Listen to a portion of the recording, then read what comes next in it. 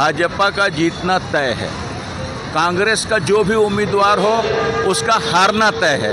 उस कांग्रेस के जो प्रत्याशी भूपेश बघेल गोबर चोर के नाम से प्रसिद्ध है। भूपेश बघेल जी के तो यहाँ की जनता अपना पुराना हिसाब किताब चुकता करके भेजेगी। भूपेश बघेल जी, उनका जमानत भी जब्त हो सकता है, ऐसी स्थिति भी आ सकती है।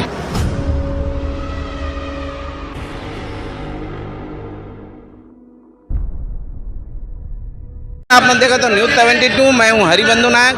न्यूज़ 72 आज राजनांदगांव पहुंची हुई है, जहां पर भारतीय जनता पार्टी संतोष पांडे जी का यहां पर शक्ति प्रदर्शन है। चुनाव का प्रचार का ये आज आखिरी दिन है। राजनांदगांव में आप देखिए किस प्रकार से सबसे ज़्यादा महिलाओं की यहां पर भीड़ देखने को मिल रही है। और क्यों ना हो, महतारी वंदन योजना के द्वारा भारतीय जनता पार्टी ने महिलाओं के हित में काम किया है और 1,000 रुपये प्रति माह दिया जा रहा है। आइए हम चलते हैं, भारतीय जनता पार्टी के नेता लोग यहाँ पर बैठे हुए हैं, हम उनसे जानेंगे किस प्रकार से तैयारी है। क्या कहेंगे भाई साहब, कैसी तैयारियाँ हैं? ये प्रचार प्रसार का आखिरी दिन है आज, क्या कहेंगे?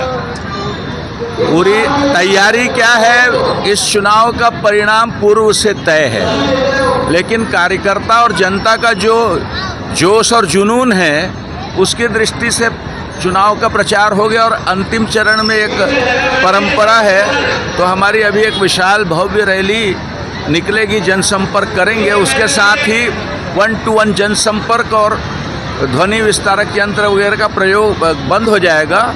उसके बाद भी कल दिन भर हम लोग जनता से, लोगों से 1-to-1 बिना माइक और बिना उसके मिलने का काम करेंगे और हमारे कार्यकर्ता सब बूथ में लगे हुए हैं। चिटमाट राजनांदगांव काफ़ी हाई प्रोफाइल सीट देखी जा रही है, मानी जा रही है। यहाँ पर पूर्व मुख्यमंत्री भूपेश बघेल जी कांग्रेस के प्रत्याशी बनाए गए हैं। कितना प्रभाव पड़ेगा यहाँ पर उनके चुनाव लड़ने से?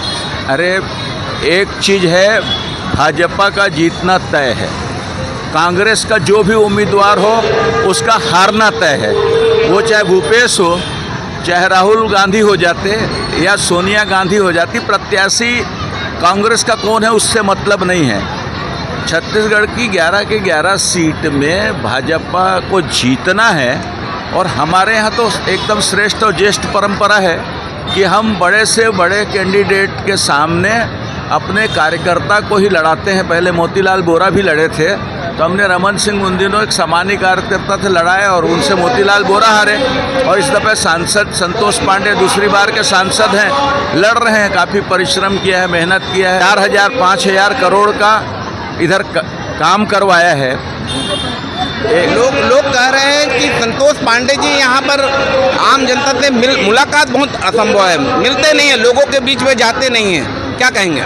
उनकी जो प्रतिभा है उनका उपयोग पार्टी जो है सब जगह करती है। नक्सली क्षेत्र में भी वो प्रभारी के रूप में काम करते रहे। बीच में धर्मांतरण हुआ तो विशेष रूप से बस्तर में ड्यूटी लगी हुई थी। दिल्ली में भी वो लगातार संसद में आज तक जितने सांसदों ने अपनी बात नहीं रखी होगी उससे ज़्यादा उन्होंने रखी है। राजनांदगांव संसदीय क्षेत्र में डोंगरगढ़ से कटघोरा तक की एक रेल लाइन है, वही 4,000 करोड़ का है। 2 ठन कॉरिडोर बन रहे हैं, कुम्हारी से लेकर के राजेगांव तक। राजनांदगांव में 5,000 करोड़। राजनांदगांव में कौन चुनाव लड़ रहा है? नरेंद्र मोदी चुनाव लड़ रहा है या संतोष पांडे चुनाव लड़ रहा है? चुनाव जो है हर पार्टी का प्रतीक होता है। संतोष पांडे भी पार्टी के कैंडिडेट हैं, अधिकृत कैंडिडेट हैं और चुनाव सिंबल लड़ता है। संतोष पांडे पिछली बार थे और अभी भी लड़ रहे हैं। जीतेगी जनता और जनता जिताएगी कमल को। महंगाई चरम सीमा पर है, जनता कह रही है। महंगाई को, रोजगार को लेकर क्या देखते हैं? आपका चिंतन अगर क्लियर ना हो तो मैं बता दूं, महंगाई को लेकर हमारी सरकार गंभीर। मैं नहीं कह रहा हूँ, विपक्ष कह रही है महंगाई चरम सीमा पर है, रोजगार पर बात नहीं हो रही है। वही तो मैं आपको बता रहा हूँ, महंगाई की दृष्टि से किसी ज़माने में 200 रुपये जिसको तनख्वाह मिलती थी आज 1 लाख रुपये मिलती है। जो कभी चना 200 रुपये बिकता था आज 5500 रुपये बिकता है। धान 3100 में खरीदी होती है तो उसका प्रोडक्ट बाजार में ज़्यादा रेट में बिकेगा। उसके बाद भी नरेंद्र मोदी जी का चिंतन साफ है, जो सक्षम है उसको महंगाई से कोई तकलीफ नहीं है। जो कमज़ोर हैं 80 करोड़ लोगों को 5 किलो अनाज हम लोग फ्री में देते हैं और दुनिया भर के आयुष्मान भारत योजना के अंतर्गत गरीबी को ध्यान में रख के 5 लाख तक का इलाज फ्री करवाते हैं। आयुष्मान कार्ड पर भुगतान नहीं हो रहा है सेंट्रल से, ऐसे आज समाचार पत्र में छपा है। हॉस्पिटलों में पैसे नहीं पहुंचे हैं, अब हम इलाज करना बंद कर देंगे कह रहे हैं उन लोग। अरे नहीं है, आपको एक चीज़ तो मालूम है, मोदी जी की कोई भी बात हवाई नहीं होती, समझे ना। उनके हर चीज़ ज़मीन पर होती है। आयुष्मान भारत योजना का लाभ मिल रहा है। अब 5 लाख से ज़्यादा की बीमारी होती है तब किसी नेता के पास जाना पड़ता है, नहीं तो बिना नेता के पास। अपना परिचय बता दीजिए। मैं खूबचंद पारक, 20 सूत्री कार्यक्रम क्रियान्वयन समिति का पूर्व अध्यक्ष और भाजपा का पूर्व प्रदेश उपाध्यक्ष। मंडल अध्यक्ष भाई साहब बताएं क्या नाम है? मेरा नाम तरुण लहरवानी है। लहरवानी जी, क्या तैयारियां हैं, कैसे चल रहा है चुनाव प्रचार? यहाँ पर पूर्व मुख्यमंत्री भूपेश बघेल जी यहाँ चुनाव लड़ने आए हुए हैं, आप क्या लगता है यहाँ पर? भूपेश बघेल जी के तो यहाँ की जनता अपना पुराना हिसाब किताब चुकता करके भेजेगी। जिन्होंने राजनांदगांव के साथ 5 साल सिर्फ दुर्भावनापूर्ण व्यवहार किया, उसके अलावा कुछ नहीं किया। यहाँ की जनता हिसाब लेने के लिए बिल्कुल तैयार बैठी है और वो राजनांदगांव शहर आने से डर भी रहे हैं। राजनांदगांव शहर आने में नहीं घबरा रहे हैं अभी वो, क्योंकि राजनांदगांव को उन्होंने खंडहर बनाने की बात की थी। अभी यहाँ जनता उनका हिसाब लेने के लिए तैयार बैठी है। आज जो रैली निकल रही है ये महिलाओं की एक आभार रैली है। हमारे यशस्वी मुख्यमंत्री विष्णुदेव साय जी ने जो महतारी वंदन योजना के में जो महिलाओं को 1000 रुपया दिया और महिलाओं के लिए ढेर सारी योजनाएं बनाई।